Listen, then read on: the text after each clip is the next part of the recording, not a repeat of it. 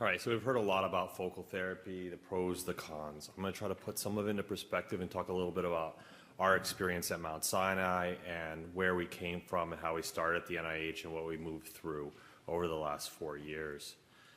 Same disclosures, I do run on the national PI for nanospectra for the gold nanoparticle ablation trial, and I'll describe how that works in a moment. So we talked about why, and everyone's put a lot of emphasis on the downsides and negatives of whole gland therapy, and I think there's really something there. But that's why our goal is to create these centers and evaluate the possibility of focal therapy. And the common question I get, since I spend a lot of time in the targeted biopsy area, if you can see the cancer and you biopsy it, why can't you just treat the cancer? And I think we're working towards that and how to stage these patients accurately. We've talked about some of the consensus panels, about what we recommend and who are candidates, and I will talk about that in a moment. Prostate cancer really falls in this spectrum. The certainty of cancer control versus a low risk of side effects. And where do you fall on that spectrum, and where do you fall on how you counsel your patients? What are the pros and cons of each approach? And as you can see here, we talked about even the side effects of active surveillance and whole gland therapy, and specifically rectal toxicity, erections, and urinary incontinence. A lot of people try to draw parallels between prostate cancer and breast cancer, and there's a lot of similarities there. But I want to dispel one of the possible myths or the misconceptions that you've seen about this. But in general, when you look at it, these are very similar groups and similar specific outcomes with regards to cancer. So in the very beginning, they compared mastectomy to lumpectomy. There was no difference in outcomes in each of the approach. And they found, of course, that lumpectomy came with a lower morbidity, but there was a risk of local regional occurrences. But the recurrences usually occur 20 to 30 years later. It sounds very similar to our prostate cancer dilemma. As Dr. Klotz went through active surveillance and the lessons that he learned, it's difficult to train people not to do something when they don't learn the outcomes for 20 to 30 years of what they're doing. And I think that's one of the things of becoming comfortable with the idea of what we do when we follow these patients. And if you think about the experience that you develop with active surveillance, that's still relatively new. People are becoming more and more comfortable. I have patients that have refused therapy altogether, and we've had interval imaging, and we see how it changes. It gives us a better understanding of the disease and what we do see to be able to interpret that for other patients. But what's the big difference between breast cancer treatments and the focal therapy that we talked about today? It was multimodal. It's surgery plus radiation. That's where they got their benefits, and that's not exactly what a lot of the centers are evaluating today when they look at focal therapy. To put stuff in context, the guys from UCL, Hash and Ahmed and Mark Emberton, looked at their series of radical prostatectomy patients and how many could be possible candidates for focal therapy. And this, I think, is the possible shocking number. It's 51% of the people who are actually getting whole gland treatment could be possible candidates. Now, the definition of what you select and whatnot, but this is their data and what they found. But I think it puts into context where the possibilities that are on the horizon for prostate cancer care. So what's changed? Why focal therapy now? Why are we excited about it? Well, we're well aware that as physicians, we've overtreated and overdiagnosed prostate cancer. The conversion from a blind biopsy system with unknown tumor volumes and more information on patients' cancer with regards to targeted biopsies and imaging. We're able to follow these patients, have an easier way to follow up treated areas than we did in the past. And hopefully, we're trying to decrease the side effects of traditional therapies. So a little bit of the trial design and the ideas. What's the criteria? You can't have a trial where you only treat Gleason 6 because you're going to have no outcomes. So look at inclusion criteria. This is one of the panels from the Focal Therapy Organization that we have a consensus meeting once a year. One of the things we address, who should be candidates. Looking at PSAs less than 15, localized disease, up to Gleason 3+4, and that's pretty much, I think, been expanded into some patients of 4+3 in select groups. A life expectancy and prostate volume shouldn't be a exclusion criteria, but it depends on the technology that you're using. Primary outcome, this is specific, is the ablation of clinically significant disease and a negative biopsy at 1 year. And I can tell you that the one mistake I made when evaluating the technologies, we wrote the phase 1 trial at the NIH, we were purists. Like at 1 year, we want to see if there's any cancer there. We'll follow their clinical variables along the way. But do you know how long it takes to accrue for a trial if you're waiting 1 year from your treatment date to get a tissue diagnosis or confirmation? I think that was something that we've changed, and a lot of people have moved it up to 3 to 6 months because now you can have data earlier. Because if you've killed the tissue is dead.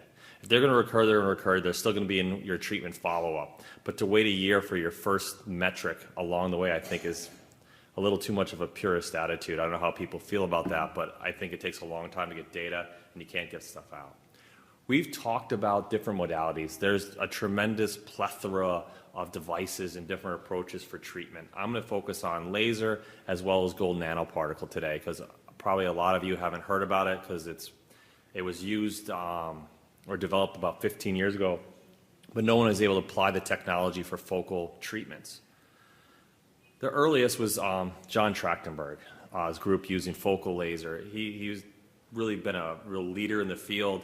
He's a great mentor. I spent a lot of time with him early on in my career.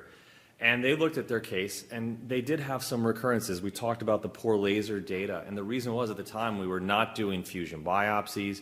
We had difficulty localizing. Stuff was being based on 12-core biopsies, so that was the difficulty. So you see some recurrences.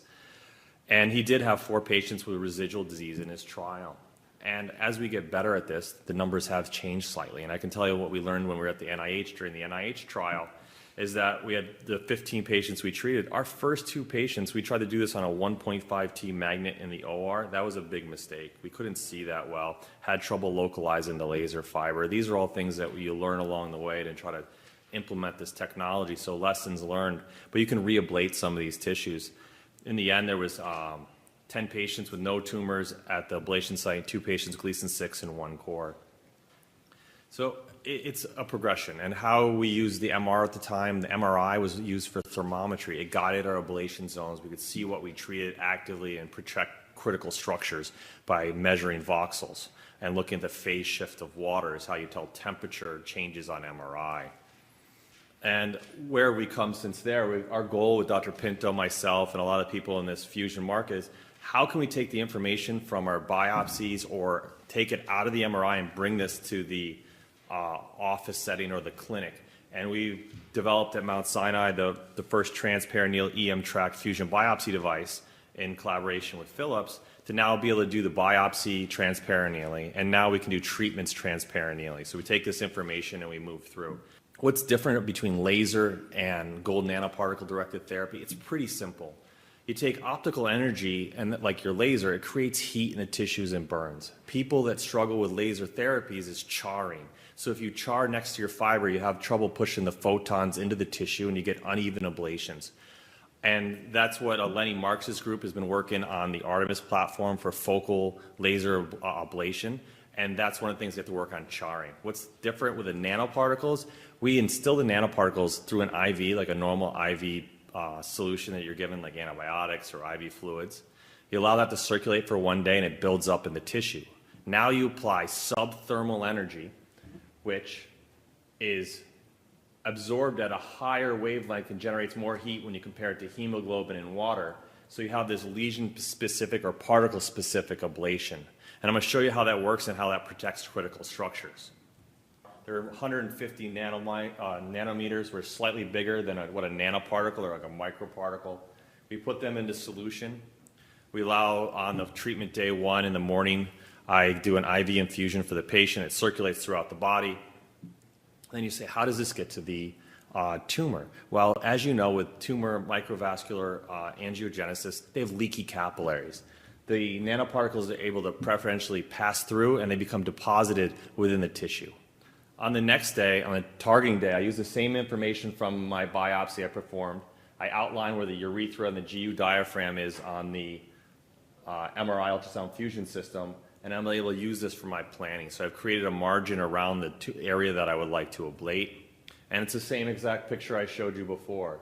You're able to see your 3D representation of what you're aiming to treat. And you're able to adjust up and down to get the exact plane to optimize your fiber placement, just like you're doing your LDR.